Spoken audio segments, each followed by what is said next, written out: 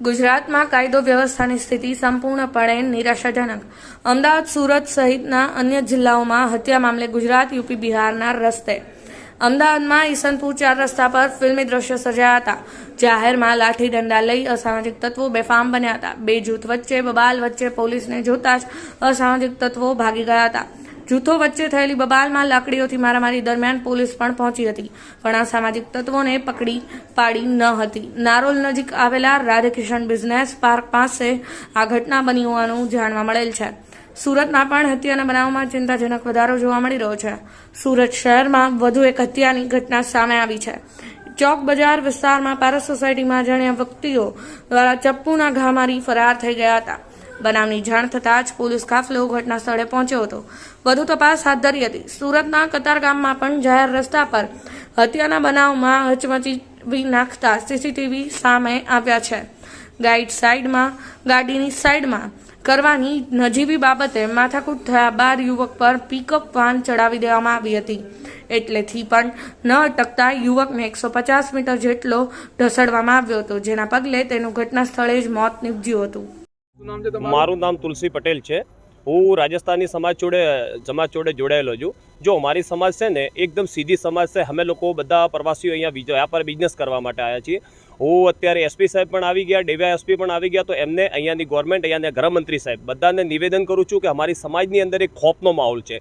અમારી સમાજ અહીંયા મોડા વેડા શાકભાજીનો ધંધી કરતી હોય, મંડપનો ધંધો કરતા હોય, બધા અલગ અલગ વ્યવસાય સાથે જોડાયેલા છે. અમે લોકો કોઈ રાતના 4 વાગે ઉઠીને મજૂરી કરીએ, કોઈ રાતના મોડા સુધી બી મજૂરી કરીએ. તો ગુજરાતની ગવર્મેન્ટ અને અહીંયાના બધા અધિકારીઓને મારા સમાજ તરફથી વિનંતી છે કે મારી સમાજમાં જે ડરનો માહોલ છે એને દૂર કરવા માટે જે બી આરોપી હોય એ પોલીસ તપાસનો વિષય છે. પોલીસને વિનંતી છે કે જલ્દીથી જલ્દી આરોપીની ધરપકડ કરે ને અમારી સમાજની અંદર જે અત્યારે ડરનો માહોલ છે એ ડરના માહોલમાંથી અમને બધાને બહાર કાઢે. અત્યારે જે ફાયરિંગ થયું છે એક બહુ જ ગંભીર વિષય છે કે આવા ખુલ્લા વિસ્તારમાં જ્યાં આગળ પબ્લિકની એટલો ભરચક વિસ્તાર હોય અને દુકાન ઉપર આવીને પરિવારની જોડે બેઠા કાકાની ઉપર કોઈ કાન ઉપર કનપટ્ટી ઉપર ગન મારી જાય, એક ગુજરાતની અંદર આવું અમે કોઈ દાડો જોયું નથી. તો ગુજરાત ગવર્મેન્ટને બહુ મોટી વિનંતી છે કે સાહેબ જલ્દીથી જલ્દી આરોપીની ધરપકડ કરે ને અમારી જે સમાજમાં ડરનો માહોલ છે એ ડરના માહોલને તમે દૂર કરો. એ અમારા તરફથી બધાને વિનંતી છે. મીડિયાને પણ હું વિનંતી કરું છું કે તમે બી અમારી હેલ્પ કરો ને જે આરોપી આવું જે કૃત્ય કર્યું છે એને જલ્દીથી જલ્દી ધરપકડ કરે, એ અમારી વિનંતી. અહીંયાથી રહ્યા દવાખાને 14, 15 ને 16 તારીખે અમે અહીંયાથી રજા લીધી. 16 તારીખે રજા લઈને પછી અમે લોકો ગયા આપણે એલિજ બ્રિજ, લકડિયા પુલ એલિજ બ્રિજ ગયા. ત્યાંથી અમારી અરજી લીધી, લખી. પછી એને પછી શાળાવાળા મોકલી છે સાહેબે. એવી પ્રભુની તમારી ઈચ્છા.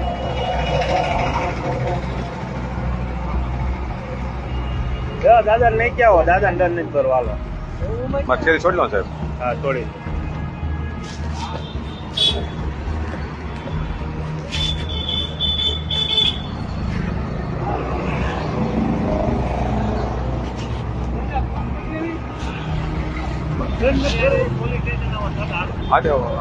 મારી પાસે પૈસા નહીં એટલે મારે તો તમારે કેટલા ભરવા? મેં ખિસ્સા પણ બધું બતાવ્યું. 500 અમે મારે 500 રૂપિયા મારે ઘરે જો કરો જોઈ ગયો. મેં કહું આમ તો થોડો ખર્ચ આ ડિટેન કરશું ને વડીલ ક્યાં રહ્યો તમે? ગાડી હતા.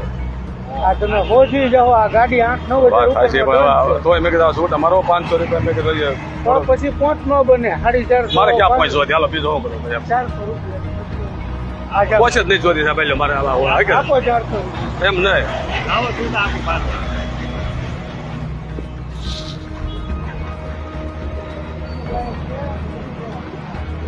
તો હું પૈસા હોય ને સાહેબ તો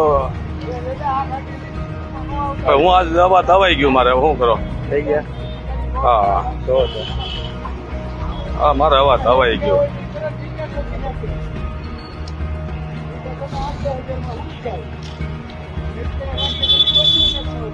કરાવી લેજો. હા ગાડી